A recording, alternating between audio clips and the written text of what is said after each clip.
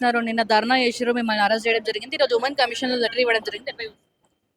మేము న్యాయం కోసం పోట్లాడితే అంటే చట్టానికి కళ్ళు లేవన్నట్టు అయ్యింది. ఇప్పుడు మేము ధర్నా చేస్తుంటే ఒక బాలిక పైన దానికి ఎవడైతే పాల్పడ్డాడో హోంశాఖ మంత్రి బండి సంజయ్ కొడుకు, వాడి వల్ల మేము అక్కడికి వెళ్ళి మేము ధర్నా చేస్తే మమ్మల్ని అరెస్ట్ చేయడం అనేది జరిగింది. అంటే వీళ్ళు అధికారంలో ఉన్నారు, మేము ఏం చేసినా నడుస్తుంది అని చెప్పేసి అదే భ్రమలో ఉన్నారు. కానీ మేము ఎంతవరకన్నా వెళ్తాం, వాళ్ళ అధికారంలో ఉన్నా లేకున్నా. ఎందుకంటే వాళ్ళకు కూడా ఇట్లాంటి ఇది ఒక సంఘటన జరిగితే అర్థమవుతుంది. వాళ్ళ ఫ్యామిలీలో వాళ్ళకు ఒక కూతురుండి ఇట్లనే ఏదన్నా జరిగితే వాళ్ళకు కూడా తెలుస్తుంది కదా.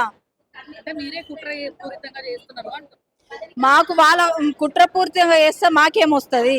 మరి పోలీసు వాళ్ళు కూడా కుట్రలు చేస్తున్నారా? ఇప్పుడైతే ప్రభుత్వం ఉన్నది, ఇప్పుడు వాళ్ళు చెప్పినట్టే కదా, ఈ కాంగ్రెస్ ప్రభుత్వం చెప్పినట్టే కదా పోలీసు వాళ్ళు వింటారు. మేం చెప్తే ఎందుకు వింటారు పోలీసు వాళ్ళు అని నేను అడుగుతున్నా. నేను బండి సంజయ్ కూడా సభలో మాట్లాడడం జరిగింది. సో నా పైన బురదలే ప్రయత్నం చేస్తున్నారు, వాళ్ళు దుష్ప్రచారాలు నమ్మకండి అని చెప్పేసి. ఇక చేస్తారు నమ్మకండి అని అంటే అంత కంటి గట్టినట్టుగా కనిపిస్తుంది. ఏ వీడియో చూడు వైరల్ అవుతుంది కొడుకు. అదే మన వర్గర్ అసలు తను మేము మనిషేనా? అసలు ఎట్లా కొడుతుండో, బాయ్స్ను కొడుతున్నాడు. ఆ మాటలు అడ్డదిడ్డంగా ఉన్నాయి, అంత వర్గర్గా. మొన్న కేటీఆర్ అన్న పైన తండ్రి అయితే ఏ విధంగా మాట్లాడిండో ఆయనకు రెట్టింపు రెండింతలు ఎక్కువనే ఉన్నాడు కొడుకు. ముందు ముందు మీ కార్యాచరణ ఎట్లుండబోతుంది? మరి ఇప్పటి వరకు కూడా అరెస్ట్, మీరు ఇంత చేసినా కూడా అరెస్ట్ చేస్తలేరు, మరి ఎట్లా పరిస్థితి?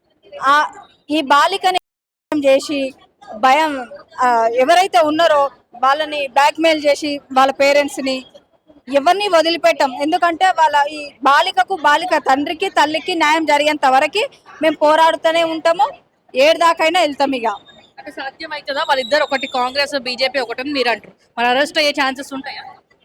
వాళ్ళు అరెస్ట్ అయ్యేంత వరకు మేము పోరాడుతూనే ఉంటాము.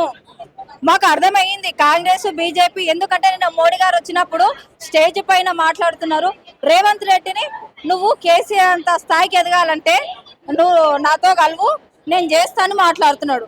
అసలు మోడీ గారికి నాకు ఇన్ని రోజులు మోడీ గారు అంటే రెస్పెక్ట్ ఉండే, కానీ ఈ హోంశాఖ మంత్రి ఈయన 8 మంది ఎంపీలు ఉన్నారు బీజేపీ నుంచి. తెలంగాణని ఇంతకు ముందుకు ఒకడు అవమానిస్తుంటే కూడా అసెంబ్లీలో గిట్లా మాట్లాడే పరిస్థితి కూడా వాళ్ళ లేదు. అయినా ఈ బండి సంజయ్కి మాట్లాడడం చేత కాదు, ఒక నిధులను తీసుకురానికే చేత కాదు, అసెంబ్లీలో ప్రజల సమస్యలు గిట్లున్నాయని చెప్పడానికే చేత కాదు, తంబాకు ముఖం పోడు. ఈయన అసలు కరీంనగర్ పోలు ఎందుకు ఎన్నుకున్నారో కూడా ఇంతవరకు ఆలోచించినా కానీ అర్థమైతలేదు. ఫైనల్ గా న్యాయం గెలవాలి, అన్యాయం ఓడిపోవాలి, ఆ బాలికకు న్యాయం జరగాలని కోరుకుంటున్నాం. ఇది హై లెవెల్ కేసు, ఆయన పెద్ద సెంట్రల్ మినిస్టర్, మరి సాధ్యం అవుతుందా?